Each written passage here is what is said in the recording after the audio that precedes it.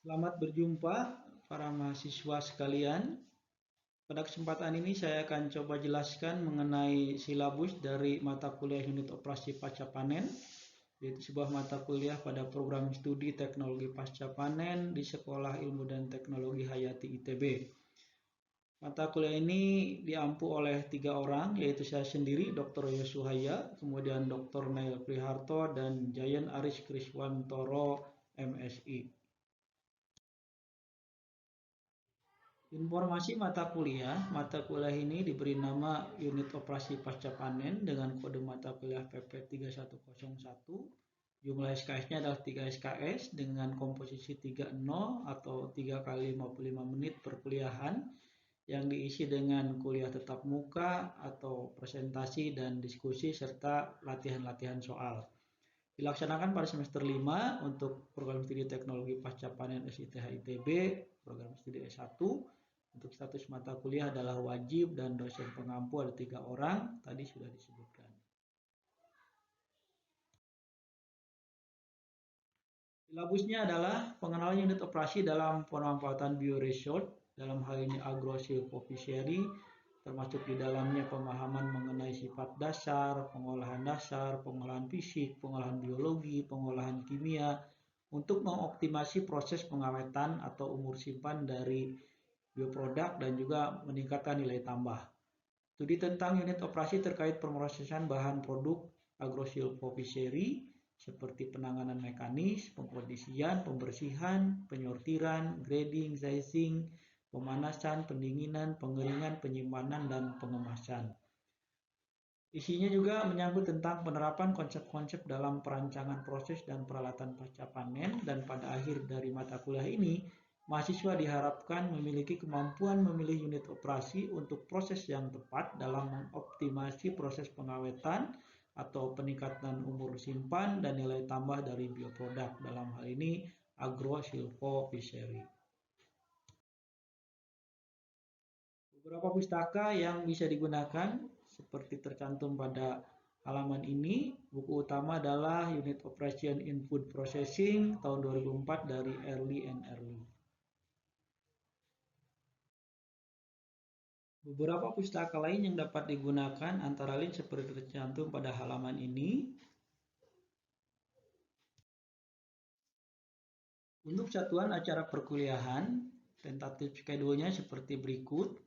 Minggu pertama adalah pendahuluan mengenai penjelasan silabus, SAP, dan sistem penilaian, pembagian kelompok untuk tugas atau presentasi, pengertian unit operasi pasca panen, dan unit operasi pasca panen di bidang agrosilvofishery. Di minggu kedua, materinya adalah mengenai sifat dasar biomaterial atau bioproduk, yaitu sifat fisik, sifat kimia, sifat mekanis, dan dilihat dari sudut pandang, dimensi, dan satuan atau unit. Di minggu ketiga, topiknya adalah panen atau pemanenan, harvesting, definisi panen, kemudian metode-metode pemanenan, baik manual, semi mekanis maupun mekanis, dan waktu pemanenan atau time of harvesting.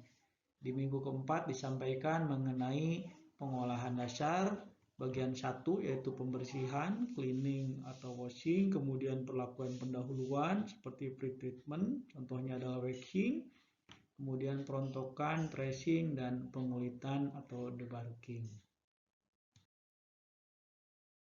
Pada minggu kelima, topiknya adalah masih pengolahan dasar bagian 2, mengenai pemotongan, trimming, cutting, dan topping, kemudian fill sorting, grading, and packing, kemudian pre-cooling untuk fluid and fluidable. Di minggu ke-6, topiknya adalah pengangkutan atau transportasi, dijelaskan beberapa metode pengangkutan, moda transportasi, dan jenis alat angkut, kemudian bagaimana penanganan selama pengangkutan dan waktu tempuh dari alat angkut yang digunakan. Di minggu ke-7 mengenai pengolahan fisik, bagian 1, pendinginan, pemanasan, pengeringan, dan penyimpanan. Pada minggu pertama ini adalah metode pendinginan dan metode pemanasan.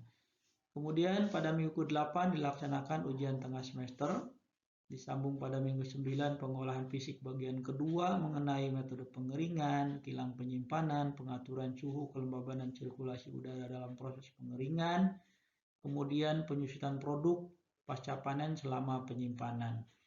Di minggu ke-10 pengolahan kimia, yaitu pengawetan dan modifikasi kimia, yaitu metode-metode pengawetan atau preservation, fumigation, dan modifikasi kimia khususnya untuk bagian kayu. Pada minggu ke-11 disampaikan pengolahan secara biologi atau biological treatment, proses pematangan pada buah, proses menghambat etilen dalam pematangan buah. Di minggu ke-12 pengolahan mekanis, dalam hal ini terkait penggilingan atau proses milling, yaitu proses-proses pengolahan di mill, penggilingan, pembelahan, penggergajian, dan lain-lain. Minggu ke-13 adalah penentuan klasifikasi mutu, scaling and grading, sortasi, pengukuran, dan pengujian. Di minggu ke-14 mengenai pengemasan dan labeling.